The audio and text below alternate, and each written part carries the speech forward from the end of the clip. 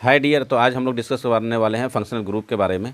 तो जैसे कि आप लोगों को मालूम है, ये कार्बन इट्स कंपाउंड का पार्ट है जो क्लास 10th के केमिस्ट्री के अंदर आता है। तो ये 7th क्लास है इसका। ऐसे स्टूडेंट जो पीछे वाला क्लास नहीं देखे हैं तो पीछे वाला क्लास को देख लीजिएगा, ताकि आप लोग फंक्शनल ग्रुप को समझने में कोई भी परेशानी ना हो। तो आपको डिस्क्रिप्शन बॉक्स में लिंक मिल जाएगा, जहाँ से प्रीवियस वाली क्लास को आप लोग देख सकते हैं।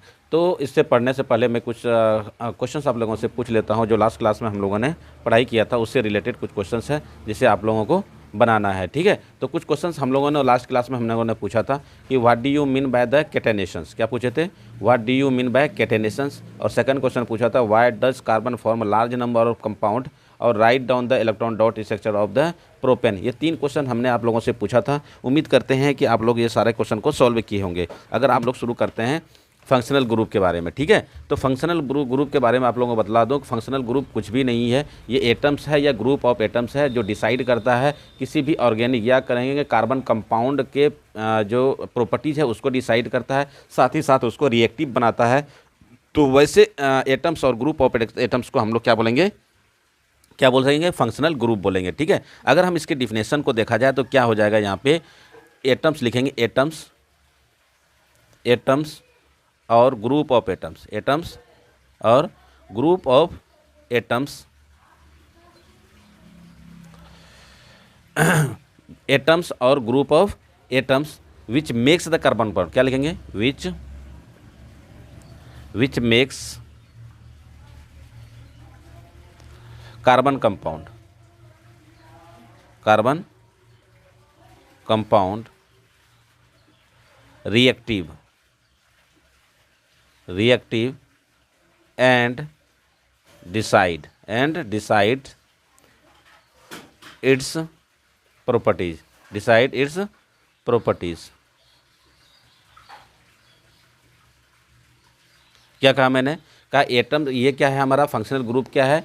ये है एटम्स और group of atoms which mix carbon compound reactive and decide it's properties. लेकिन एक चीज़ और ध्यान में रखना है, ये कभी भी डिपेंड नहीं करता है किसके ऊपर? लेंथ ऑफ कार्बन चेन, और ना ही उसके नेचर पे डिपेंड करता है। साथ ही साथ इस पर इसको भी हम लोग यहाँ पर क्या करेंगे? अटैच कर लेंगे, लिखेंगे regardless of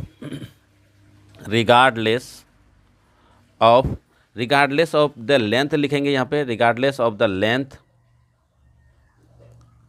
and nature of carbon chain.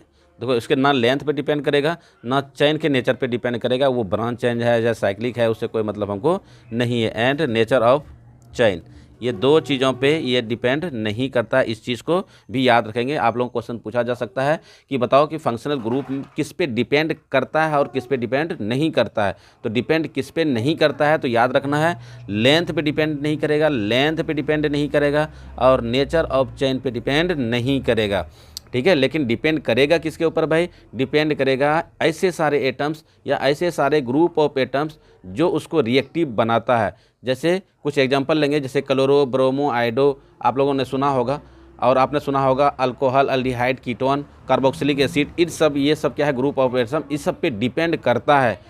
ठीक है, और किस पे डिपेंड नहीं करता है? लेंथ और नेचर ऑफ द चेन पे डिपेंड नहीं करता है। तो ऐसे सारे ग्रुप ऑफ एटम्स को हम लोग क्या बोलने वाले हैं? फंक्शनल ग्रुप बोलते हैं। ठीक है, तो हम यहाँ पे कुछ लिस्ट बना देते हैं फंक्शनल ग्रुप का, और उसका क्या सिंबल्स होता है। ठीक है, उसको हम यहाँ पे बनाने वाले हैं। तो एक यहाँ पे हम लोग क्या करेंगे? एक टेबल बना लेते हैं। तो टेबल बना लेते हैं किसका भाई? फंक्शनल ग्रुप का। तो लिखेंगे यहाँ पे सम फंक्शनल ग्रुप। क्या लिखेंगे? Some functional groups. और यहाँ पे क्या लिखने वाले? Some functional group in carbon compound. क्या लिखेंगे? इन कार्बन कंपाउंड। ओके, अब यहाँ पे हम 2 तरह का, देखो इसको जो फंक्शनल ग्रुप है इसको 2 भागों में बांटा गया है।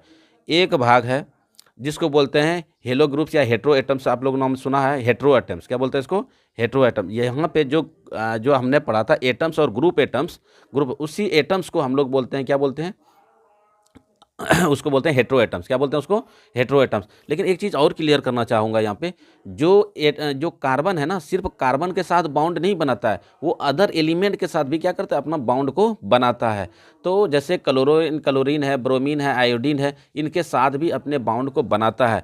तो कार्बन के अलावा और हाइड्रोजन के अलावा किसी और एटम के साथ अगर अपना बॉन्ड को बनाता है तो वैसे सारे एटम्स को क्या बोलते हैं, हेट्रो एटम्स। तो हेट्रो एटम्स को दो भागों में बांटा गया है। तो यहाँ पे लिखेंगे पहले हेट्रो एटम, क्या लिखेंगे, हेट्रो एटम्स। हेट्रो एटम्स को दो भागों में बांटा गया है। एक का नाम है क्लोरीन, ब्रोमीन, आयोडीन और फ्लोरीन, ठीक है, ये चार है। दूसरा जो है इसका यहाँ पे ए नंबर में इसको रख लेते हैं।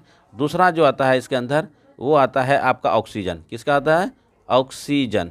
मतलब ऐसे सारे ग्रुप ऑफ एटम्स जिसमें कि ऑक्सीजन भी अटैच हो तो हम उसको अलग से हेट्रो एटम्स रखते हैं। ऑक्सीजन को अलग हेट्रो एटम्स रखते हैं, क्लोरीन, ब्रोमीन, आयोडीन और फ्लोरीन को हम अलग से रखते हैं। तो इसको बोलते हैं हेलो ग्रुप्स। क्या बोलते हैं इसको, हेलो ग्रुप्स। यहाँ पे लिखेंगे फंक्शनल ग्रुप। इस आगे हम लोग लिखने वाले यहाँ पे क्या लिखेंगे, फंक्शनल ग्रुप्स।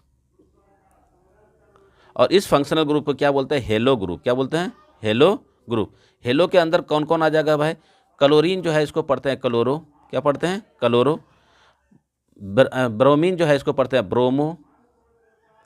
और जो आयोडीन है इसको पढ़ते हैं आइडो। और जो फ्लोरीन है इसको पढ़ते हैं फ्लोरो। क्या पढ़ते हैं इसको, इसको पढ़ते हैं फ्लोरो, फ्लोरो, ठीक है, इसको पढ़ते हैं फ्लोरो। ओके, तो ये चार है यहाँ पे। और ऑक्सीजन के साथ भी चार है। ऑक्सीजन के साथ भी हम लोग यहाँ पे चार ही डिस्कस करने वाले हैं। एक का नाम अगर यहाँ पे लिखेंगे तो आप लोगों ने अल्कोहल का नाम सुना होगा,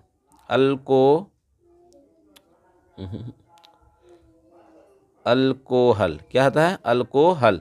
दूसरा क्या आता है इसके अंदर, आपने सुना होगा अल्डिहाइड के बारे में। किसके बारे में, अल्डिहाइड के बारे में। तीसरा आप लोगों ने सुना होगा कीटोन के बारे में। किसके बारे में, कीटोन के बारे में। और चौथा आप लोगों ने सुना होगा कार्बोक्सिलिक एसिड के बारे में, कार्बोक्सिलिक एसिड के बारे में, ठीक है। ये चार आप लोगों ने नाम सुना होगा। अब यहाँ पे देखो, ये जो अब देखो इसको रिप्रेजेंट कैसे करते हैं वो भी हम लोग लिख देते हैं यहाँ पे। अगर यहाँ पे हम लोग हेडिंग में डालें तो उसको हम लिखेंगे formula of the functional group. क्या बोलेंगे इसको, फार्मूला ऑफ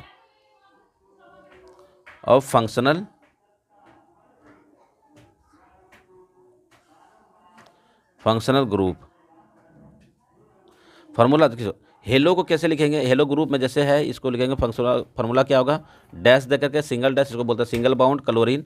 और ब्रोमीन को सो डैश दे करके ब्रोमीन देंगे। आइडो को भी इसी तरह सिमिलर केस में देंगे।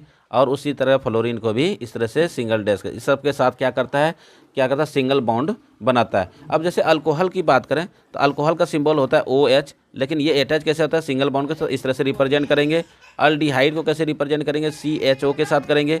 कीटोन को कैसे करेंगे, यहाँ पे C देंगे, यहाँ पे डबल बाउंड दे देंगे इधर, ठीक है, इधर भी सिंगल बाउंड दे देंगे। कार्बोक्सिलिक एसिड को दो तरह से रिप्रेजेंट किया जाता है, सिंगल बाउंड COH के तरह किया जाता है, और दूसरा किया जाता है इसको C इधर डबल बाउंड और इधर भी क्या रहेगा, इस तरह से। इस दो तरीके से इसको क्या किया जाता है, रिप्रेजेंट किया जाता है। इसे आप लोग क्या करेंगे, याद रखेंगे, ठीक है। तो यहाँ पे जो इंपॉर्टेंट चीज़ें आपका आ गया, 4 या 5 है। पहला चीज़ है हेट्रो एटम्स, याद रखेंगे। हेट्रो एटम्स के अंदर 2 आता है, एक होता है हेलो, हेलो के अंदर आएगा क्लोरीन, ब्रोमीन, आयोडीन और फ्लोरीन। ये 4 को आप लोगों को याद रखना है। दूसरा रखना है ऑक्सीजन, ऑक्सीजन के अंदर आ जाएगा अल्कोहल, अल्डिहाइड, कीटोन और कार्बोक्सिलिक एसिड। अल्कोहल का सिंबल जैसे आप लोग देख रहे हैं यहाँ पे OH हो जाएगा। अल्डिहाइड का सिंबल क्या होगा, CHO हो जाएगा। कीटोन का सिंबल क्या हो जाएगा, और यहाँ पे दोनों तरफ में सिंगल बाउंड देना है, बीच में डबल बाउंड देकर के ऑक्सीजन को अटैच कर देना है। फिर क्या है कार्बोक्सिलिक एसिड। कार्बोक्सिलिक एसिड का 2 तरह से रिप्रेजेंट कर सकते हैं। एक होता है डैश देके COOH लिख सकते हैं, या हम क्या करेंगे, सिंगल बाउंड, C के ऊपर डबल बाउंड और O दे देंगे। आपको नीचे भी डबल बाउंड दे सकता है, ऐसा नहीं। कार्बन जो है उसके साथ ऑक्सीजन डबल बाउंड के साथ एक तो जुड़ा रहेगा, एक सिंगल बाउंड के साथ जो ऑक्सीजन जुटा रहेगा उसके साथ हाइड्रोजन को अटैच कर देना। इस तरह से ऑक्सीजन का 4 गो ग्रुप है।